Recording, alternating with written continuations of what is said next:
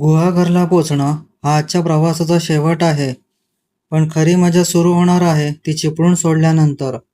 कारण या रस्त्यावर आपल्याला भेटणार आहेत निसर्ग, गाव, घाट आणि कोकणची काही भन्नाट दृश्य. पण त्यासोबतच काही महत्त्वाच्या गोष्टी सुद्धा मी तुमच्यासोबत शेअर करणार आहे या प्रवासादरम्यान. तर तुम्ही हा व्हिडिओ शेवटपर्यंत नक्की पहा. जय शिवराय, जय शंभूराजे मित्रांनो. मी कौस्तुभ स्वागत करीत आहे ट्रॅव्हल विथ कौस्तुभ या मराठमोळ्या यूट्यूब चॅनलमध्ये. आपण आता चिपळूणपासून पुढे जर्नी स्टार्ट केली आहे गुहागरपर्यंत. तर तुम्हाला इथून गुहागरची रोड ट्रिप बघायला मिळणार आहे. तर चला मंडळी, कुठला वेळ न दवडता तुम्हाला ही रोड ट्रिप दाखवतो. चला.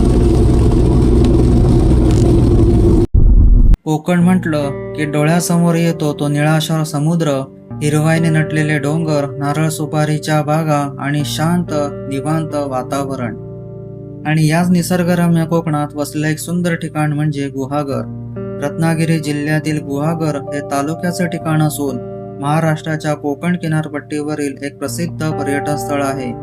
एका बाजूला अथांग अरबी समुद्र आणि दुसऱ्या बाजूला सह्याद्रीच्या हिरव्यागार रांगा. यामुळे गुहागरचा परिसर निसर्गप्रेमींना खूप आकर्षित करतो. गुहागरचा सर्वात मोठा आकर्षणाचा भाग म्हणजे इथला सुंदर आणि स्वच्छ समुद्रकिनारा. गुहागर बीच हा तुलनेने शांत आणि लांब पसरलेला समुद्रकिनारा आहे. इथली लालसर पांढरी वाळू, समुद्राच्या लाटा आणि किनाऱ्यालगतची नारळाची झाडं यामुळे या ठिकाणाला एक वेगळंच कोकणी सौंदर्य मिळतं. गुहागरला फक्त समुद्रकिनाऱ्यासाठीच ओळखलं जात नाही, या परिसराला धार्मिक आणि ऐतिहासिक महत्त्व सुद्धा खूप आहे. गुहागरमधील व्याडेश्वर मंदिर हे येथील प्रमुख धार्मिक स्थळ आहे. भगवान शिवाला समर्पित असलेल्या या मंदिरामुळे गुहागरच्या धार्मिक ओळखीला विशेष महत्त्व प्राप्त झालं आहे. गुहागर परिसरात पारंपरिक कोकणी संस्कृती आजही अनुभवायला मिळते. गावातील जुनी घरं, नारळ सुपारीच्या बागा, स्थानिक खाद्य संस्कृती आणि साधी सरळ जीवनशैली पाहिली की आपण खऱ्या कोकणात आलो आहोत याची जाणीव होते.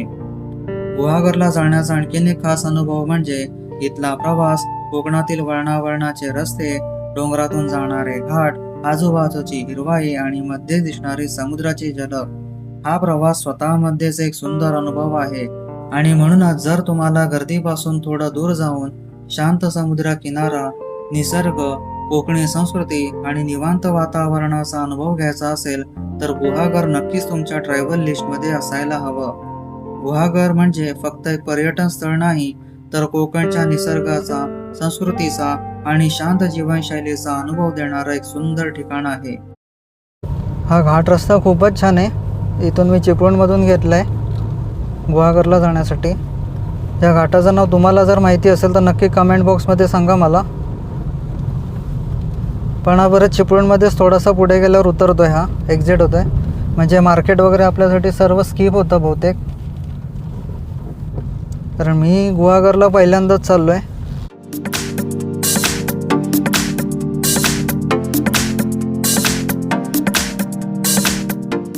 आपण नेहमी म्हणतो ना, अरे यार एकदा परदेशात फिरायला जायचंय. स्वित्झर्लंड, पॅरिस, दुबई, बाली, एक ना दोन अशी ठिकाणं. आणि खरं सांगायचं तर ही सगळी ठिकाणं ना सुंदर आहेतच. पण एक गोष्ट सांगू, आपण परदेशात फिरायला जाण्याचं स्वप्न बघतो, पण आपल्या महाराष्ट्रातच अशी कितीतरी ठिकाणं आहेत की तिथे गेल्यावर वाटतं, अरे बाबा हे सगळं आपल्या घरापासून इतकं जवळ असून आपण इथे आधी का आलो नाही. आता हेच बघा ना आपलं कोकण. एका बाजूला निळाशार समुद्र, दुसऱ्या बाजूला हिरवेगार डोंगर, मध्ये नारळ सुपारीच्या बागा आणि त्यामधून जाणारे छोटे छोटे रस्ते. कुठे समुद्र किनारा, कुठे धबधबा, कुठे किल्ला आणि कुठे एखादं छोटंसं शांतसं गाव. आणि सगळ्यात भारी गोष्ट म्हणजे या सगळ्याला एक वेगळीच आपलेपणाची फिलिंग आहे. परदेशात एखादं सुंदर ठिकाण पाहिलं की आपण फोटो काढतो, व्हिडिओ बनवतो आणि म्हणतो वाव. पण कोकणात एखादा गावातून गाडी चालवत असताना रस्त्याच्या कडेला एखादं सुंदर जुनं घर दिसतं, बाजूला नारळाची झाडं दिसतात, एखादे काका निवांत कट्ट्यावर बसलेले दिसतात आणि मनातून आपोआप आवाज येतो, अरे वा हेच तर आपलं कोकण. आणि फक्त निसर्गच नाही बरं का, महाराष्ट्रात इतकं सुंदर आणि प्राचीन मंदिरं आहेत ना, प्रत्येक मंदिरामागे एखादी कथा, एखादी आख्यायिका, एखादा इतिहास जोडलेला आहेतच.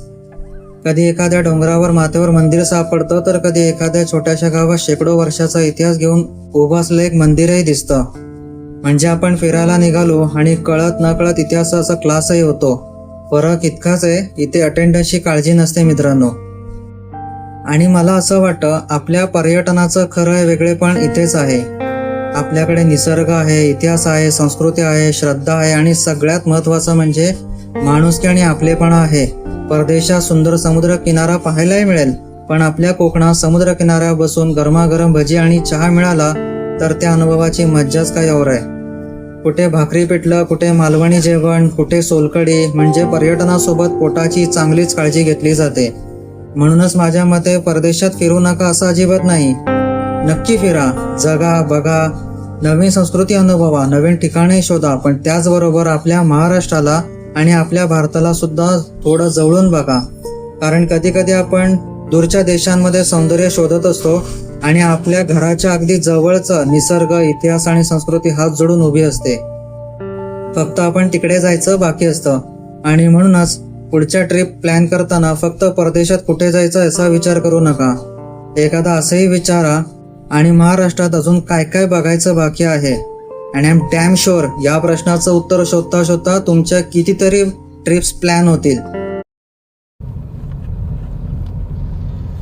मंडळी, आता आपण जावळ्याला आलो आहोत गुहागरच्या इथल्या. तर आतापर्यंत रस्ता खूप चांगला आहे. रस्ता कुठेच वाईट नाही, पूर्ण सिमेंट कॉन्क्रीटचा रस्ता आहे. त्याच्यामुळे गाडी सुपर फास्टमध्ये आलेली आहे. आता तुम्ही म्हणाल, अरे भाऊ, एवढा महाराष्ट्राचं कौतुक करतोयस तर मग सतत फिरतोस तरी कशासाठी? तर खरं सांगायचं झालं ना, माझ्या मते फिरणं म्हणजे फक्त नवीन ठिकाण बघणं नाही. फिरणं म्हणजे थोड्या दिवसांसाठी आपल्या रोजच्या आयुष्यातून बाहेर पडणं. रोज सकाळी उठायचं, कामाला जायचं, ट्रॅफिकमध्ये अडकायचं, पुन्हा घरी यायचं आणि हे सगळं ना सायकलसारखं चालू असतं. मग एखाद्या दिवशी आपण गाडी काढतो, बॅग टाकतो, पेट्रोल भरतो आणि म्हणतो, चल रे बाबा, आज कुठेतरी निघूया. आणि बस तिथून खरी मजा सुरू होते. कधी रस्ता चांगला असतो, कधी रस्ता आपली परीक्षा घेतो, कधी गुगल मॅप्स आपल्याला बरोबर घेऊन जातो आणि कधी वाटतं याला आपण काय पैसे देतोय. पण या सगळ्या प्रवासात काहीतरी नवीन दिसतं. कधी एखादं छोटंसं गाव, कधी कधी डोंगराच्या मागून डोकावणारा समुद्र, कधी रस्त्याच्या कडेला चहाची टपरी आणि कधी एखादं असं ठिकाण सापडतं ज्याच्याबद्दल आपण याआधी कधी ऐकलेच नसतं. आणि मला वाटतं प्रवासाची खरी मजा याच गोष्टींमध्ये आहे.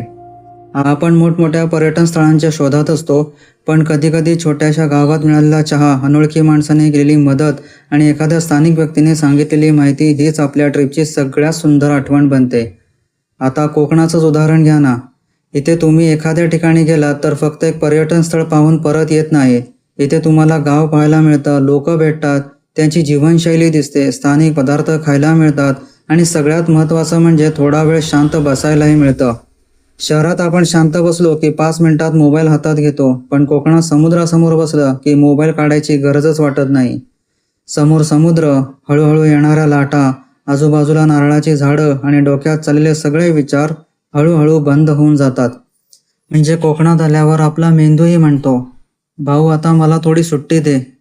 आणखीन एक गोष्ट मला खूप आवडते, ती म्हणजे आपल्या महाराष्ट्राची विविधता. तुम्हाला समुद्र आवडतो का? कोकण आहे. डोंगर आवडतात? सह्याद्री आहे. किल्ले आवडतात? महाराष्ट्रात असंख्य गड किल्ले आहेत. इतिहास आवडतो? प्रत्येक जिल्ह्यात काही ना काही कथा आहे. देवदर्शन आवडतं? गावागावात सुंदर मंदिरं आहेत. आणि फक्त निसर्ग बघायचा असेल तरी कुठल्याही दिशेला निघा, काहीतरी सुंदर सापडणारच. म्हणूनच मला असं वाटतं की महाराष्ट्र फिरण्यासाठी आपल्याला फार मोठं बजेट किंवा फार मोठी प्लॅनिंग नेहमीच लागते असं नाही. कधी कधी फक्त एक गाडी, 2-3 मित्र, थोडं पेट्रोल, मोबाईलमध्ये गुगल मॅप्स आणि भरपूर वेळ एवढंच पुरेसं असतं. बाकी रस्त्यात काय सापडेल, कुठे थांबायचं, कुठे चहा प्यायचा आणि कुठे फोटो काढायचा, हे सगळं त्या दिवसावर सोडून द्यायचं. कारण काही ट्रिप आपण प्लॅन करतो आणि काही ट्रिप आपल्याला आठवणी कायमच्या मिळतात. आणि कदाचित म्हणूनच मला रोड ट्रिप खूप जास्त आवडतात, कारण डेस्टिनेशनपेक्षा जर्नी जास्त महत्त्वाची वाटते. गंतव्यस्थानी पोचल्यावर आपल्याला एक ठिकाण मिळतं, पण तिथपर्यंत पोचेपर्यंत आपल्याला असंख्य क्षण मिळतात. आणि शेवटी वर्षानुवर्षांनी आपल्याला आठवतं ते डेस्टिनेशन नाही, तर तो रस्त्यातला चहा, मित्रांसोबत केलेल्या गप्पा, अचानक मिळालेला सुंदर व्ह्यू आणि तो भन्नाट प्रवास. म्हणून मंडळी, जग फिरा, परदेश फिरा, नवीन ठिकाणं बघा, पण आपल्या महाराष्ट्राला विसरू नका. कारण आपल्याकडे इतकं काही आहे ना की एक आयुष्य कमी पडेल सगळे पाहायला.